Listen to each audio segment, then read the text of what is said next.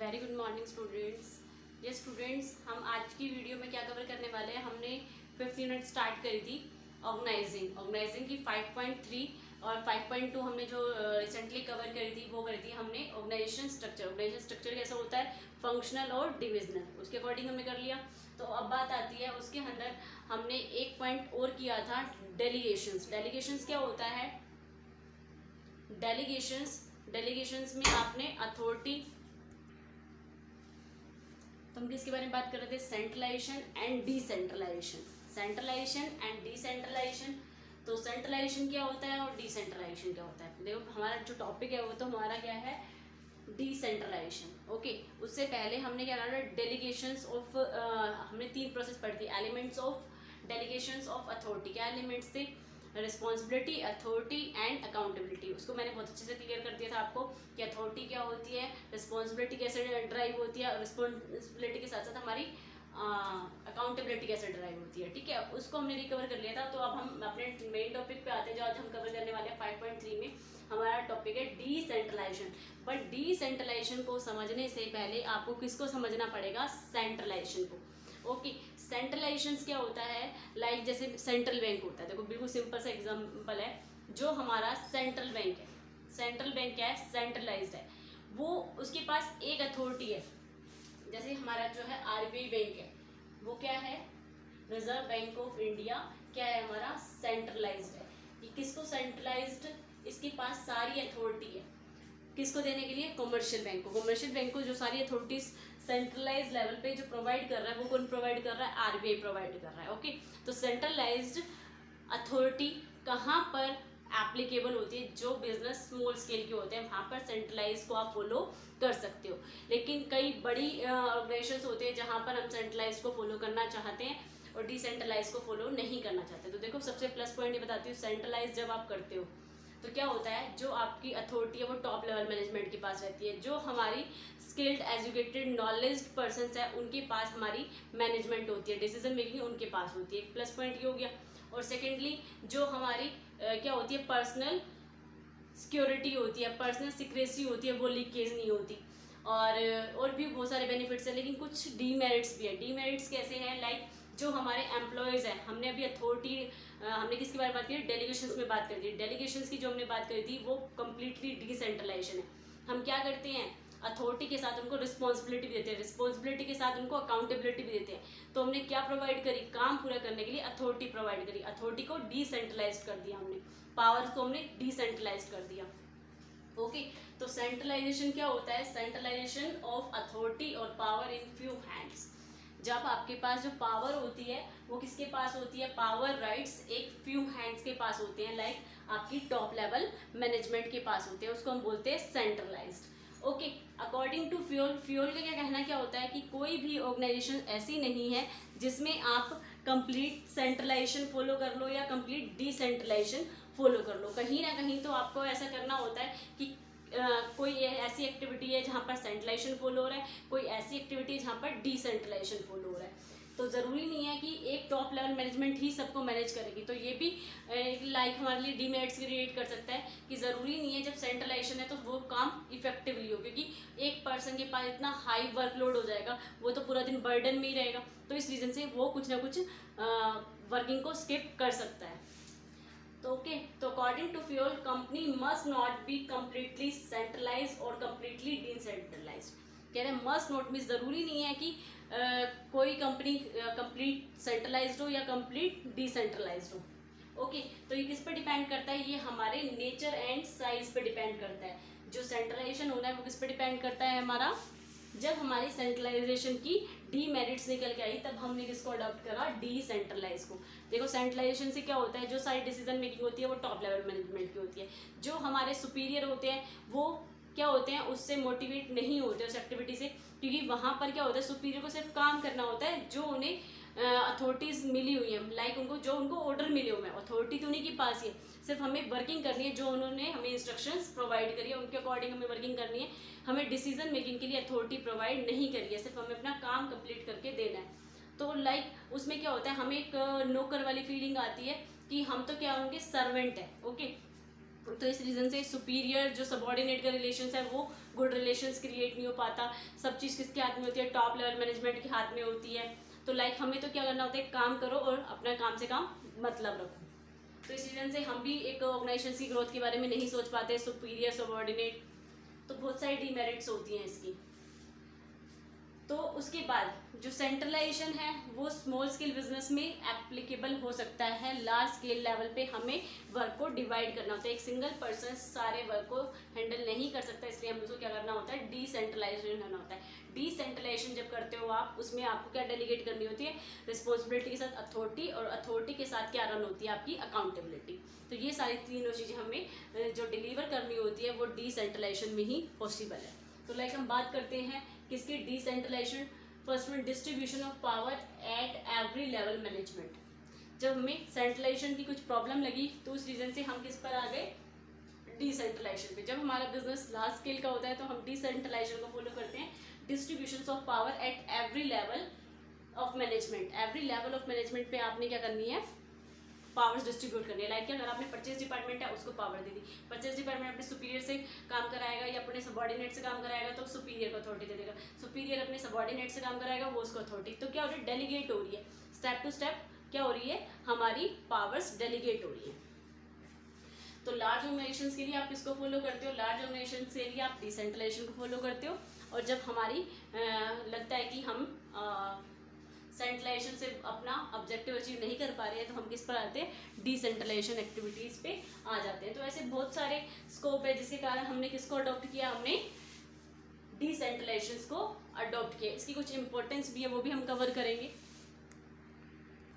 जैसे देखिए बेटा कुछ फीचर्स है इसके, क्या है देखिए, जैसा डिसेंट्रलाइजेशन होता है, डिसेंट्रलाइजेशन डेलीगेशंस ऑफ अथॉरिटी उसमें हेल्प करता है। तो डिसेंट्रलाइजेशन क्या होता है, जो डेलीगेशंस होते हैं अथॉरिटी, रिस्पॉन्सिबिलिटी और अकाउंटेबिलिटी, वो किस प्रोसेस के अकॉर्डिंग होती है, वो हमारे डेलीगेशंस के अकॉर्डिंग ही होती है। हमें क्या करना होता है, जिस पर्सन को जॉब वर्क असाइन कर रहे हो उसके अकॉर्डिंग उसको रिस्पॉन्सिबिलिटी से उसको अथॉरिटी भी असाइन कर रहे हो। तो सबसे प्लस पॉइंट हमारे लिए यही है डिसेंट्रलाइजेशन में, जो like it is expanded version of delegations of authority. किसको एक्सपेंड करता है, जो हमारे डेलीगेशंस ऑफ अथॉरिटी है उसको एक्सपेंड करता है। किसी पर्सन को अगर आप कोई काम दे रहे हो तो उससे रिलेटेड उसको अथॉरिटी भी दो, ताकि जो वो काम करेगा उस चीज़ के लिए वो रिस्पॉन्सिबल तभी होगा जब आपने उसको करने के लिए पावर्स प्रोवाइड की होंगी।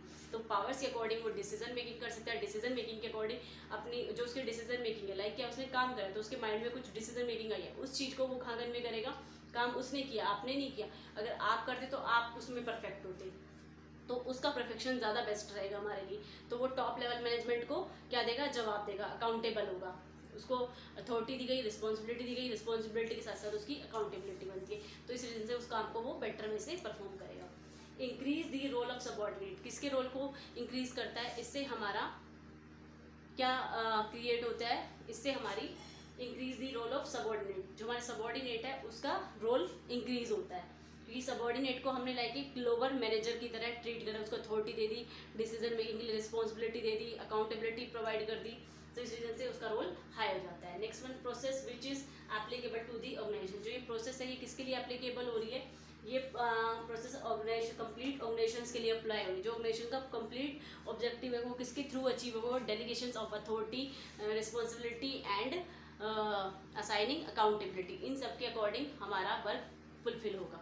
After that reduce the whole workload of senior, जो हमारे सीनियर है, जो हमारा एक मैनेजर है, एक मैनेजर के ऊपर सारा बर्डन था, परचेज मैनेजर सब कुछ करेगा, परचेज मैनेजर अपने सुपीरियर को ट्रांसफर करता है, सुपीरियर सबॉर्डिनेट को ट्रांसफर करते हैं, इस वे से उनको अथॉरिटीज और रिस्पॉन्सिबिलिटीज दी जाती है और हमारा सीनियर का वर्कलोड कम किया जाता है। Decision are taken by employees, decision कौन लेता है, जैसे मैं कोई काम कर रही हूँ तो मैं एक एम्प्लॉय हूँ तो उससे रिलेटेड डिसीजन मेकिंग मैं ही करूँगी। लाइक क्या है, मुझे +1 का रिजल्ट तैयार करना है तो उससे रिलेटेड डिसीजन मेकिंग मैं ही लूँगी। मेरे में कौन एवरेज है, कौन गुड है, कौन पुअर है, तो उसके अकॉर्डिंग रिमार्क उनकी क्लास इंचार्ज ही दे पाएगी, उससे रिलेटेड बच्चे के बारे में व्यूज़।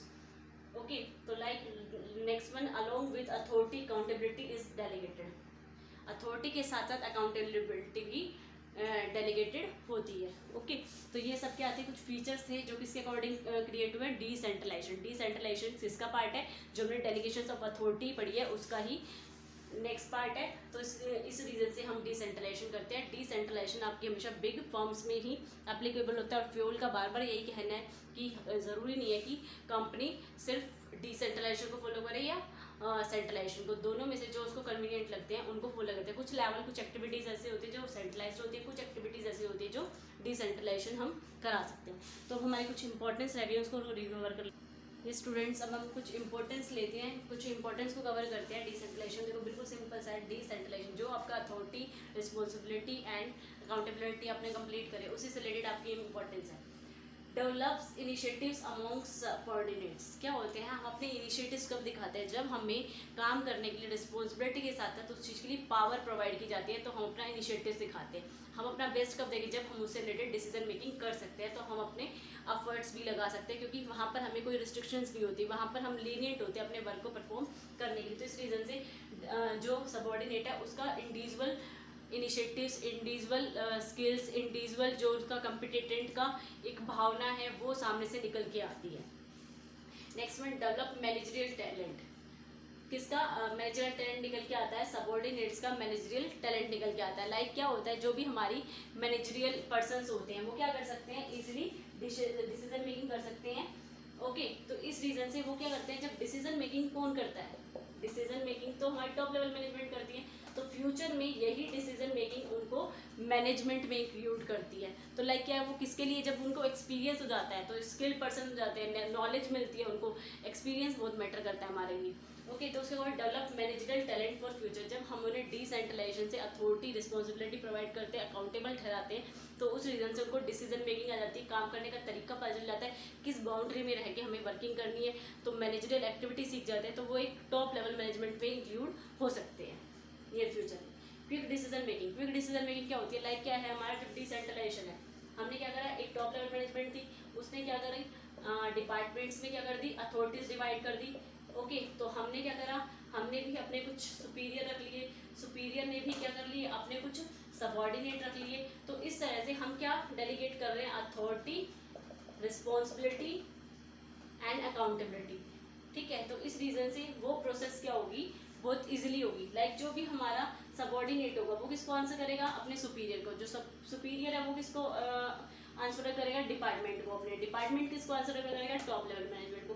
तो इजीली क्या हो जाएगी, डिसीजन मेकिंग। और अगर सेंट्रलाइजेशन होता तो सारे डिसीजन मेकिंग कौन करता, ये सबको इंस्ट्रक्शन देगा, ठीक है, उनके अकॉर्डिंग फिर चेक करेगा उनका काम परफेक्टली हो रहा है या नहीं हो रहा, फिर उसके बाद डिसीजन मेकिंग करेगा। यहाँ पर उसने वर्किंग करी, उसने इसको रिपोर्ट करा, उसने इसको रिपोर्ट करा, उसने इसको रिपोर्ट करा, इसने इसको रिपोर्ट करा, तो इजीली क्या हो गई, क्विकली डिसीजन मेकिंग पॉसिबल हो गई हमारी।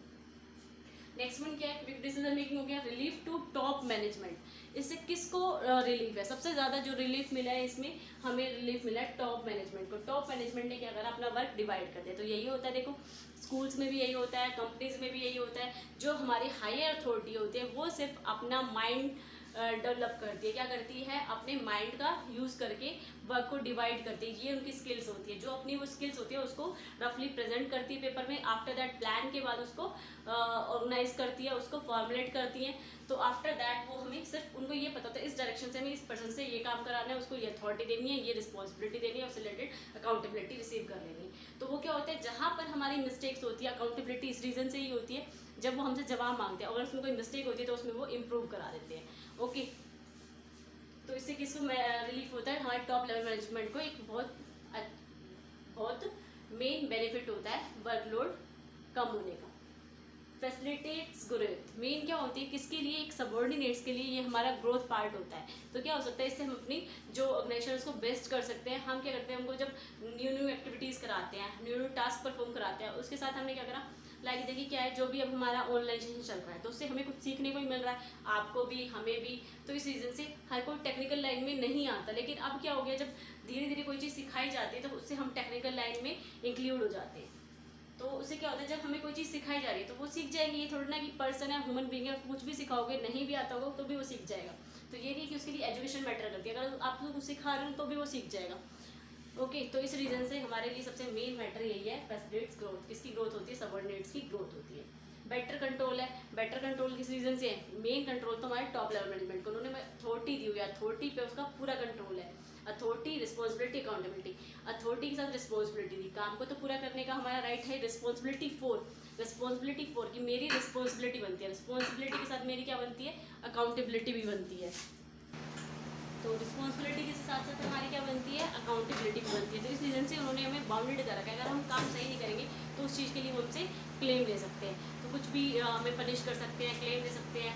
ओके, तो स्टूडेंट्स हमने इसमें क्या रिकवर किया है, हमने कंप्लीट डिसेंट्रलाइजेशन का टॉपिक कवर करा है। बहुत छोटा सा टॉपिक था, इसको आप कर लेना। ये आपका जो 5.2 का ही एक उसमें हमने बेस करा था, उसका जो एक्सप्लेनेशन है वो इसमें। Okay, thank you.